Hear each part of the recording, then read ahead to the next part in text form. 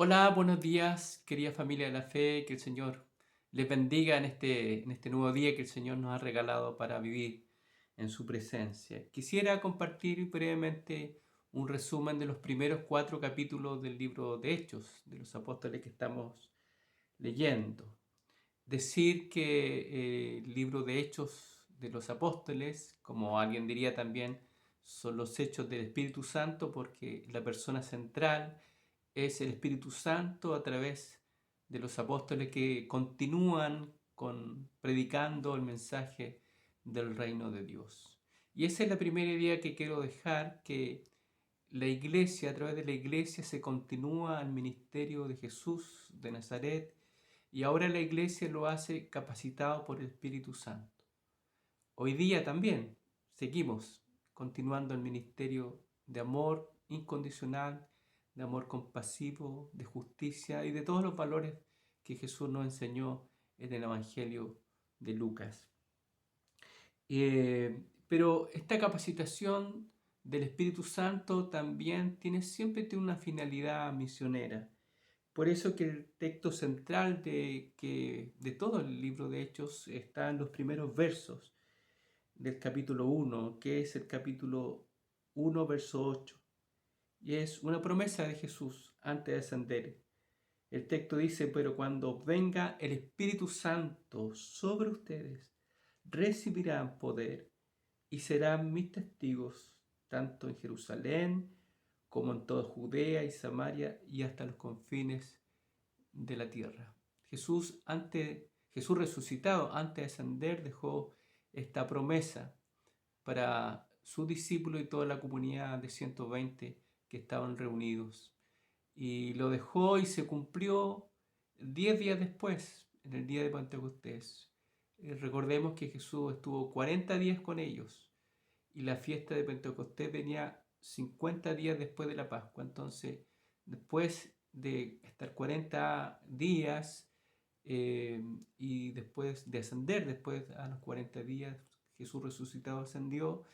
Después vinieron 10 días y vino la fiesta de Pentecostés, donde se cumplió la promesa del derramamiento, el bautismo del Espíritu Santo. Y ese otro elemento del capítulo 2 que quiero recalcar, ¿cuál es la gran milagro? ¿Cuál es el gran milagro? ¿Cuál es la gran señal del capítulo 2? Posiblemente nosotros diríamos todo lo que se dio de manera sobrenatural.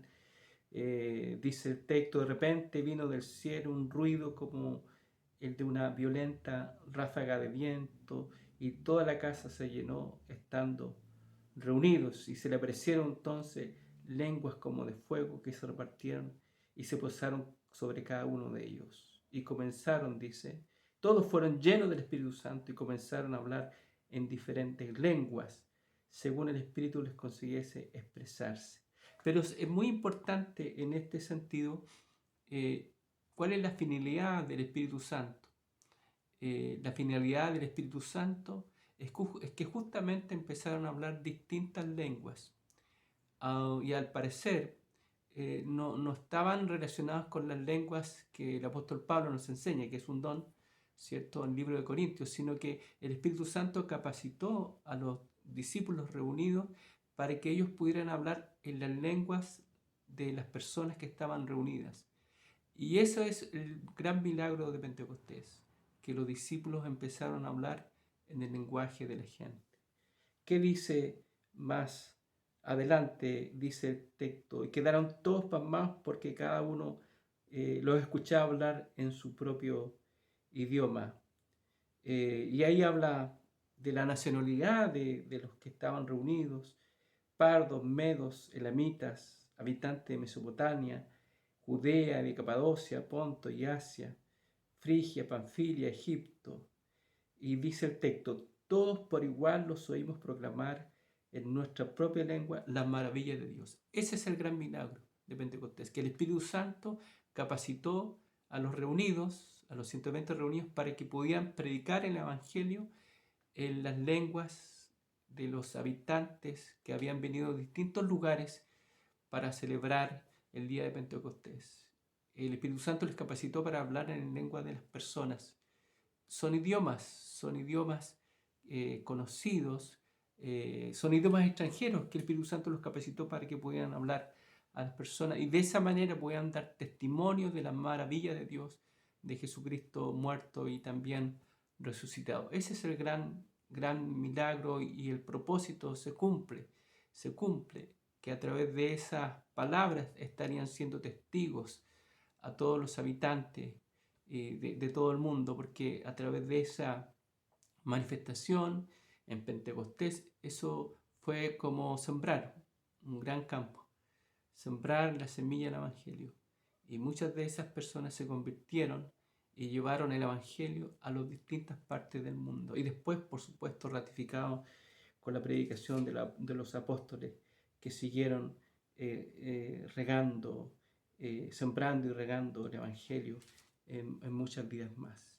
Y después vemos cómo el Espíritu Santo, otra tercera idea que quiero dejar, forma una comunidad, consolida una comunidad que ya estaba formada, la comunidad naciente, la comunidad de Jesús. Y en esta comunidad hay señales de una iglesia que está llena del Espíritu Santo, una iglesia viva. Hay señales, dice que que la gente se bautizaba, ¿cierto? Se arrepentía, se bautizaba, que estaban juntos, que tenían en común todas las cosas, y que se mantenían firmes en la enseñanza de los apóstoles. Claro, y la enseñanza de los apóstoles, porque los apóstoles compartían el mensaje que habían visto y oído directamente de Jesús. También compartían el partimiento del pan, que tiene que ver con la cena del Señor, e incluso compartían sus bienes para que ninguno tuviera necesidad. Dice que partían el pan y compartían la comida con alegría y con generosidad. Es decir, una iglesia viva se caracteriza por vivir en la palabra de Dios, por permanecer, perseverar en la palabra de Dios, por tener comunión, por no vivir una fe solitaria, sino que aprender a disfrutar con alegría la comunión entre los hermanos, como familia de la fe. También en la oración perseveraban, también en la alabanza, sin duda había alabanza. Y el Señor añadía al grupo los que iban siendo salvos.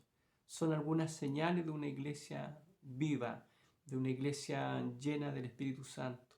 Y por supuesto, y seguiremos viendo los capítulos que siguen, cómo esta iglesia sigue testificando, dando testimonio, sigue siendo testigos del mensaje fundamental como era la cruz y resurrección de Jesús. Que el Señor les bendiga, les abrace, ánimo en sus grupos pequeños, que podamos seguir profundizando, disfrutando de la lectura comunitaria del libro de Hechos y también los días domingos que seguiremos también profundizando en algunos aspectos de los textos que estamos leyendo.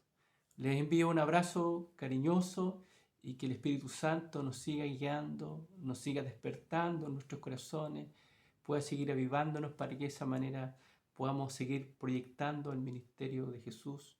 Y no solamente, como decíamos el otro día, podamos creer en Jesús, sino que podamos tener la fe de Jesús. Y no solamente podamos seguirlo a Él, sino que también seguir no solamente su misión, sino que también su destino, que es un destino de servicio, de entrega, de sacrificio por la obra del reino de Dios. Que el Señor les abrace, les bendiga en este día y nos estaremos viendo con la ayuda del Señor. Un abrazo, bendición.